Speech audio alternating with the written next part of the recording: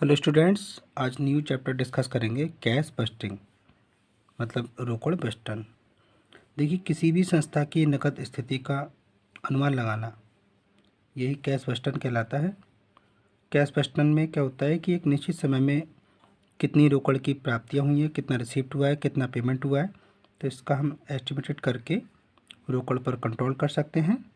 और इन अनुमान को लगाने के समय बिजनेस की क्या स्थिति है, उसकी क्या टेंडेंसी है, वर्तमान में क्या नीड बन रही है, इसके साथ साथ प्रोडक्शन, सेल्स और रिसर्च को भी ध्यान में रखना होता है।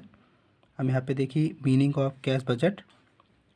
रोकड़ बजट एक टेबल की तरह होता है, तालिका की तरह होता है, जिसमें एक निश्चित समय में होने वाले रोकड़ आगमन और बहिर्गमन का लेखा इस पर्पज से करना होता है कि उस विशिष्ट अवधि में रोकड़ के शेष को पहले से जाना जा सके कि रोकड़ में कमी हो रही है, वृद्धि हो रही है। तो रोकड़ के सामने कुछ परिभाषाएं हैं। गुथमैन और डुगल के अकॉर्डिंग हम देखें, cash budget is an estimate of cash receipt and disbursement for a future period of time. Guthmann और डुगल कहते हैं कि किसी व्यावसायिक संस्था के लिए एक निश्चित भावी समय अवधि के लिए रोकड़ प्राप्तियों एवं रोकड़ भुगतानों का पूर्वानुमान रोकड़ बजट कहलाता है। मेल्कमैन एंड स्लाविन के according, the cash budget are plans for financing the budgeted activities for the company. रोकड़ बजट कंपनी की बजटीय क्रियाओं के अर्थ प्रबंधन की योजनाएं होते हैं। ऐसी कुचल के according, budget cash budget is a schedule to record cash inflows and outflows over a period with a view to locating the timing, magnitude of cash surplus and shortage। ऐसी कुछल कहते हैं कि रोकड़ बजट किसी अवधि के लिए रोकड़ के सरप्लस मतलब आधिक्य और शॉर्टेज कमी के समय एवं मात्रा के निर्धारण के उद्देश्य से बनाई गई रोकड़ अंतर प्रवाह और बहिर्प्रवाह को अंकित करने की तालिका है। तो इन परिभाषाओं के आधार पर हम कह सकते हैं कि एक अवधि विशेष में रोकड़ के आगमन और बहिर्गमन का पूर्वानुमान लिखित रूप में बनाना ही कैश बस्टन होता है। रोकड़ बजट केवल महत्वपूर्ण ही नहीं होता बल्कि ये जरूरी भी है, क्योंकि रोकड़ बजट की मदद से संस्था का प्रबंधक भविष्य में रोकड़ का अनुमान लगा लेता है, जिससे रोकड़ आधिक्य की दशा में उसके जो लाभ हैं उनका प्रयोग कर सकते हैं। अगर कमी की दशा है तो हम अतिरिक्त साधनों का प्रबंध व्यवस्था कर सकते हैं।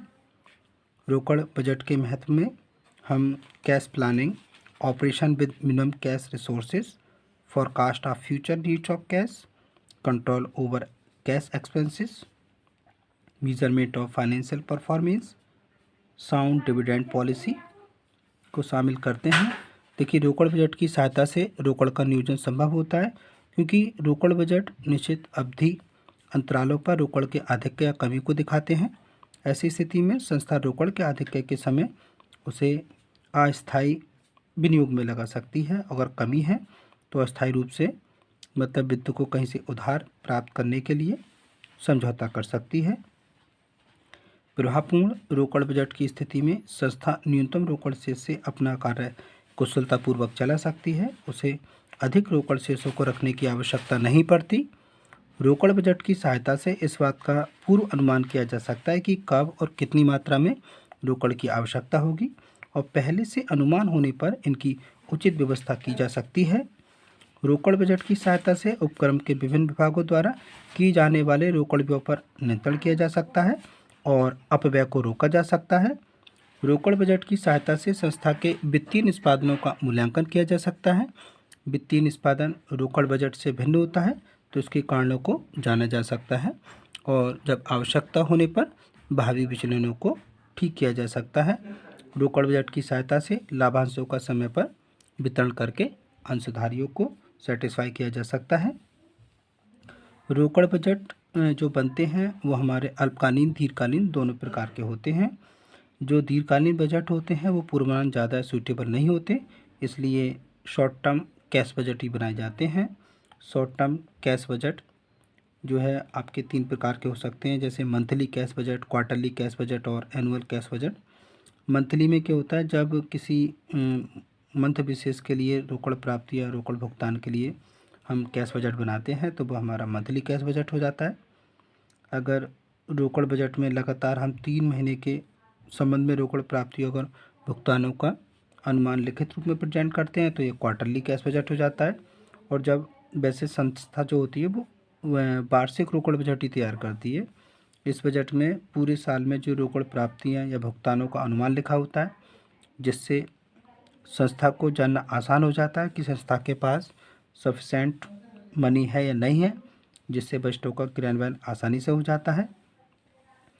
रोकड़ बजट तैयार करने के लिए हमें उसके पीरियड का ध्यान रखना होता है। रोकड़ बजट कितनी अवधि का बनाना है, सबसे पहले ये डिसाइड किया जाता है। जनरली रोकड़ बजट 3 माह से 12 माह तक की अवधि के लिए बनाए जाते हैं। अधिक लंबी का जो रोकड़ बजट होता है उसका अनुमान लगाना कठिन होता है, इसलिए 3 से 6 माह की अवधि के रोकड़ बजट ही बनाए जाते हैं। जब रोकड़ बजट बनाते हैं तो forecast of cash receipt, forecast of cash payment मतलब रोकड़ की प्राप्तियों का पूर्व अनुमान और रोकड़ भुगतान का पूर्व अनुमान किया जाता है। व्यवसाय में रोकड़ किस किस सोर्सेज से हमें प्राप्त होगी और किस माह में कितनी रोकड़ प्राप्त होगी, इसका एस्टिमेट करना रोकड़ बजट के लिए काफ़ी ज़रूरी होता है। तो जो कैश रिसीप्ट आती हैं उसमें हम कैश इन हैंड ले लेते हैं, कैश एट बैंक, और जो हम कैश सेल्स करते हैं देनदारों से जो हमने उधार बिक्री करी है या प्राप्तियों की वसूली है, विनियोगों पर ब्याज, लाभांश की प्राप्ति, स्थायी संपत्तियों की बिक्री या अदर सोर्सेज से जो भी कोई रिसिप्ट होती है उसको हम कैश रिसिप्ट में लिख लेते हैं। और रोकड़ का पेमेंट किन किन कार्यों पर किया जाना है और माह में कितना भुगतान करना है, इसका पूर्वानुमान लगाना भी ज़रूरी होता है, जिसमें हम कैश परचेज, लेनदारों को जो हमने उधार दिया है या कोई वेजिस या सैलरी का पेमेंट किया है, कोई ओवरहेड का पेमेंट किया है, किसी फिक्स असेट्स को परचेज़ किया है या किसी फिक्स असेट्स के संबंध में हमने कोई रेंट वगैरह दिया है या किराया किस्त भुगतान दिया है, ब्याज का भुगतान दिया है, अंशधारियों को लाभांश का पेमेंट किया है या आयकर का पेमेंट किया है या कोई अदर पेमेंट हो सकता है जो कैश पेमेंट में लिखा जाता है। अब हम देखेंगे कैश बजट से रिलेटेड एक question.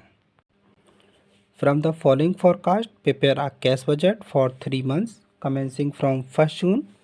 Cash balance on 1 June was ₹50,000। तो यहाँ पे हमें इन फोरकास्ट से 1 जून से स्टार्ट होकर 3 माह का कैश बजट तैयार करना है और 1 जून को जो कैश बैलेंस था 50,000 था। अब यहाँ पे मंथ दे रखे हैं अप्रैल, मई, जून, जुलाई, अगस्त, सेल्स, परचेज, वेजेस और एक्सपेंसेस दे रखे हैं। और फिर नंबर 1 पॉइंट पे लिखा है, फर्स्ट पॉइंट पे payment from debtor received after 2 month. तो यहाँ जो डेप्टर से पेमेंट मिलेगा वो 2 महीने बाद मिलता है। Payment to cater is made after 1 month, और जो कैटर को पेमेंट किया जा रहा है वो 1 महीने बाद किया जा रहा है। Wages and expenses are paid in the same month, मतलब वेजेस और जो एक्सपेंसेस हैं वो सेम मंथ में दिए जा रहे हैं। A machine costing of ₹65,000 will be purchase in August. तो यहाँ पे 65,000 की कॉस्ट की एक मशीन को अगस्त में क्रय किया जाएगा। Dividend of ₹15,000 will be paid in July, और यहाँ पे जुलाई के महीने में 15,000 का डिविडेंड पेड किया जाएगा। तो इस इन इंफॉर्मेशन के बेसिस पे हमें कैश बजट प्रिपेयर करना है। देखिए हमने मंथ जो जून, जुलाई, अगस्त है, क्योंकि इसमें 3 महीने का बोला है इन्होंने। अब हम इसमें कैश बैलेंस लिखेंगे। इसमें लिखा था कि 1 जून को कैश बैलेंस 50,000 था, यहाँ पे 50,000 लिख लेते हैं। उसके बाद हम देखेंगे रिसीप्ट।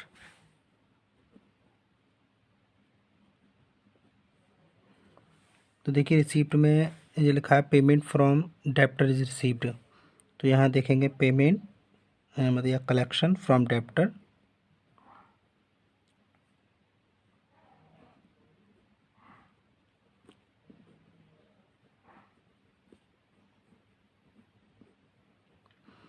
कलेक्शन फ्रॉम डेप्टर, तो यहाँ पे हम देखेंगे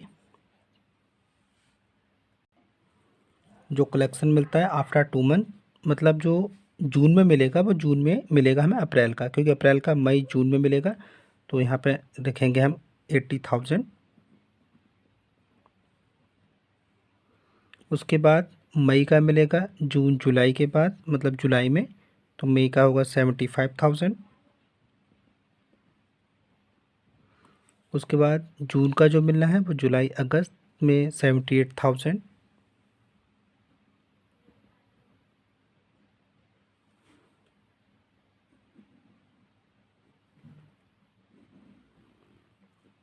अब यहाँ पे टोटल कर लिया जाएगा। अब हम पेमेंट देखते हैं।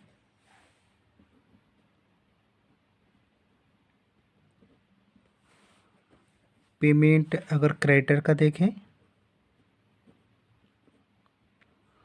क्रेडिटर को आफ्टर 1 मंथ मतलब 1 महीने बाद, इट मीन्स जो जून का पेमेंट होना है, जून में जो पेमेंट होना है वो होगा आपके, वो मई का होगा। हम देखा हमने परचेज किया है मई में 45,000 का, तो उसका पेमेंट हम जून में करेंगे।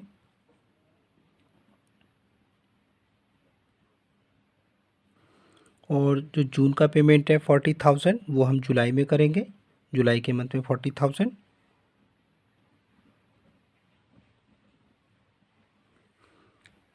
और जो जुलाई का है 37,000 उसको हमें अगस्त में पेमेंट करना है।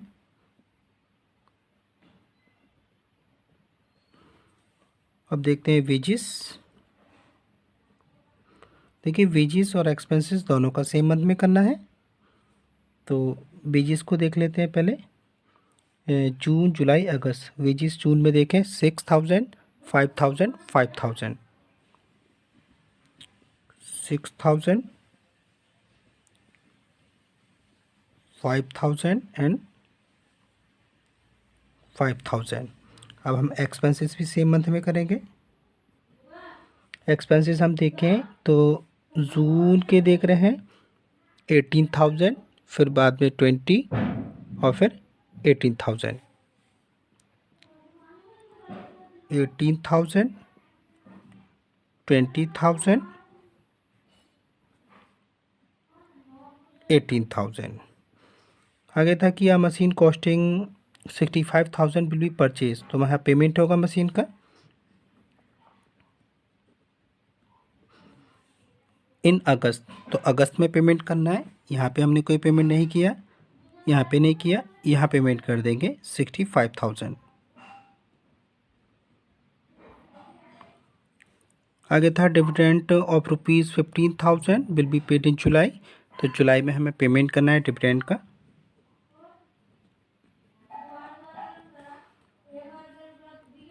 $15,000।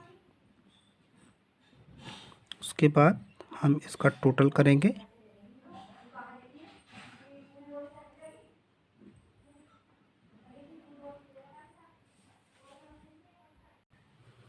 ये आएगा 8614 + 5 19, 4 5 6 69,000। यहाँ का हम देखें तो 5 5 10, 4 2 6 7 + 1 8 80,000।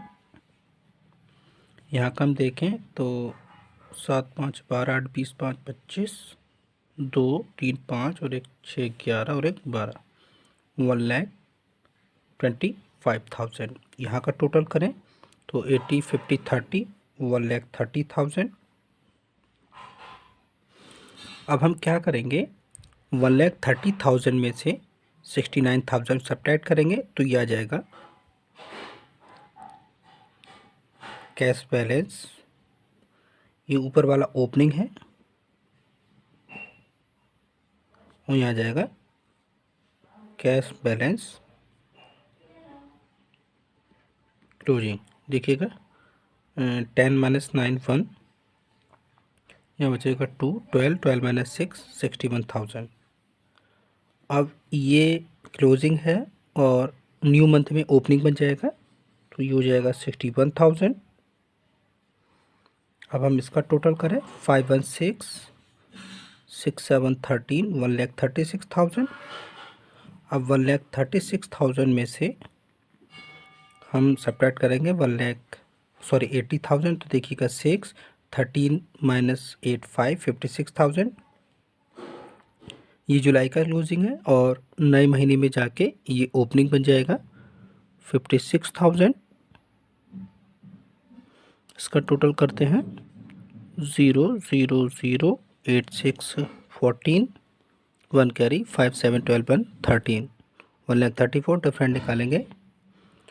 14 माइनस 5 9, 2 माइनस 2 0, कुछ नहीं, तो यह आ जाएगा 9,000। Thank you very much students.